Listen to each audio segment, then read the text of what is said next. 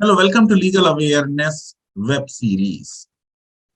जनसंख्या कंट्रोल पर देश में कई राज्यों में लॉज बनाए जा रहे हैं। यूपी में लॉ का प्रपोजल आया, फिर आसाम में लॉ का प्रपोजल है। सुप्रीम कोर्ट का जजमेंट है Javed versus state of Haryana, जहां दो से ज्यादा बच्चे होने पर लोकल बॉडीज में इलेक्शन से बार किया गया। आरएसएस चीफ मोहन भागवत ने अपने दशहरे के एड्रेस में भी पॉपुलेशन की समस्या की तरफ इशारा किया और उन्होंने किसी भी एक समुदाय विशेष का नाम नहीं लिया। अब नेशनल फैमिली हेल्थ सर्वे जो भारत सरकार कराती है और एक ऑथेंटिक सर्वे है हमारे देश की पॉपुलेशन पर, उसकी जो 2019-21 का डेटा आया, ये फिफ्थ सर्वे है इस सीरीज का। उससे जो खबर आ रही है वो देश के लिए एक बहुत बड़ी खुशखबरी है। हमारे यहाँ अब अर्बन एरियाज में फर्टिलिटी रेट 1.6% हो गया है। यानी दो लोगों के बच्चे 1.6 हो रहे हैं। यानी हम दो, हमारे दो के नारे से हम नीचे जा चुके हैं। रूरल एरियाज में भी बड़ा इंप्रूवमेंट हुआ है और ये अब 2.1% है। यानी गांवों में भी लोग फैमिली प्लानिंग को अडॉप्ट कर रहे हैं, जो देश के लिए एक बहुत ही बड़ी खुशखबरी है। देखिए, पॉपुलेशन कंट्रोल के मामले में जो एक बहुत बड़ा रेट होता है उसे कहते हैं टोटल फर्टिलिटी रेट या एवरेज नंबर ऑफ चिल्ड्रन पर वुमेन।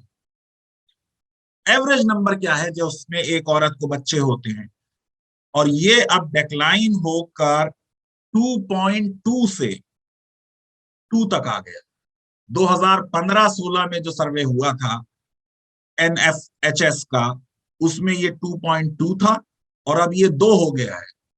यानी ये जो रिप्लेसमेंट रेट है 2.1 का, जो डिजायरेबल माना जाता है, उससे भी नीचे चला गया। और ये देश के लिए एक बहुत बड़ा इंडिकेटर है कि हमारी जनसंख्या अब स्टेबलाइज होने जा रही है। अब ये कहना कि जनसंख्या की वजह से रिसोर्सेज हमारे कंज्यूम हो जाते हैं और देश की उन्नति नहीं हो पा रही, वो आर्गुमेंट कहीं ना कहीं अब डिफीट हो जा रहा है। देश की जनसंख्या स्टेबलाइज हो रही है। जो 5 स्टेट्स में ये 2 से भी नीचे चला गया, पंजाब 1.6, वेस्ट बंगाल 1.6, महाराष्ट्र 1.7, कर्नाटका 1.7, आंध्रा 1.7, यहां बहुत कम बच्चे हो रहे हैं। और जो सबसे ज्यादा हैं वो स्टेट्स हैं जिनको हम बीमारू स्टेट्स कहते थे, लेकिन अब मध्य प्रदेश इसमें नहीं है। बिहार में अभी 3 है, पहले 3.4 था, अभी भी 3 है। मेघालय में 2.9 था, यूपी में 2.4 है, कम हुआ है, 2.7 से 2.4 हुआ है बिना किसी पॉपुलेशन लॉ के। झारखंड में 2.3 है, मणिपुर में 2.2 है। ये जो खबर है, इस खबर के बाद अब अगले 2-3 डिकेड्स देश के पास एक बड़ी robust, vibrant, intelligent, energetic young population है। ये एक अपॉर्चुनिटी है जिसको देश को और प्रधानमंत्री जी को इस्तेमाल करना है देश की उन्नति के लिए। अब आप सोचिए कि मध्य प्रदेश जैसी स्टेट, राजस्थान जैसी स्टेट जो है, उनमें टीएफआर उस लेवल पे पहुंच गया जो नेशनल एवरेज है। दोनों स्टेट्स का टोटल फर्टिलिटी रेट जो है 1.6 है। मैं ये समझता हूं इसका मतलब हिंदी स्पीकिंग स्टेट्स में भी, जिन राज्यों को हम बीमारू राज्य कहते थे, उनमें भी अगर अवेयरनेस आए, विमेन एम्पावरमेंट हो, तो उसका मतलब ये होगा कि फर्टिलिटी रेट नीचे जाएगा। लेकिन अभी अफसोस की बात यह है कि फीमेल स्टेरिलाइजेशन के मामले में अभी मर्द आगे नहीं आ रहे। फैमिली प्लानिंग का बर्डन अभी तक हमारी औरतें उठा रही हैं। ये एक अच्छी चीज नहीं है। मैं समझता हूं कि जिस तरीके से कंट्रासेप्टिव मेथड्स इस्तेमाल हो रहे हैं, 2015-2016 में 47.8% यूज कर रहे थे लोग, अब 56.5% यूज कर रहे हैं। कंडोम का शेयर जो है वो 9.5% है, जो 2015-2016 में 5.6% था। मैं समझता हूं कि अब जिस तरीके से हमारी जनसंख्या नीचे आई और अनमेट फैमिली प्लानिंग नीड जो 2015-16 में 12.9% थी, अब 9.4% घट के रह गई। ये बहुत ही अच्छी देश के लिए खबर है। अब जनसंख्या के मामले में किसी लॉ को बनाकर जनसंख्या को कंट्रोल करने की शायद सरकारों को जरूरत नहीं होगी।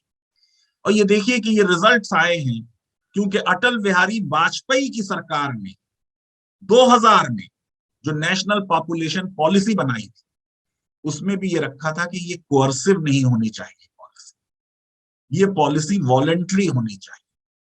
अभी 2018-19 में हमारी मोदी सरकार ने सुप्रीम कोर्ट में जो एफिडेविट दिया, उस एफिडेविट में भी नेशनल पॉपुलेशन पॉलिसी को कोट किया और कोर्सिव मेथड्स पॉपुलेशन कंट्रोल के, जिसको यूनाइटेड नेशंस भी अपोज करता है, नेशनल पॉपुलेशन पॉलिसी अपोज करती है, उन्होंने कहा कि सरकार कोर्सिव मेथड्स में यकीन नहीं करती। मैं समझता हूं कि जो मुसलमानों के बारे में भी जब अब ये फिगर्स आएंगी तो उनका भी जो टोटल फर्टिलिटी रेट है वो जरूर अब कम हुआ होगा और देश की पॉपुलेशन अब स्टेबलाइज हो रही है।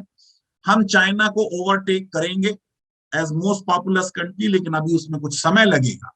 लेकिन जिस तरह पॉपुलेशन होते हुए भी चाइना डेवलपमेंट के मार्ग पर अग्रसर है, भारत बहुत जल्दी चाइना से भी आगे निकल जाएगा, ऐसी मेरी आशा है। लीगल अवेयरनेस वेब सीरीज अगर आपको पसंद आती है तो मेरी रिक्वेस्ट है कि हमारे इस वीडियो को वाइडली शेयर करें और हमारे चैनल को सब्सक्राइब करें और बेल आइकन और लाइक जरूर क्लिक करें। बहुत बहुत शुक्रिया, धन्यवाद, थैंक यू वेरी मच।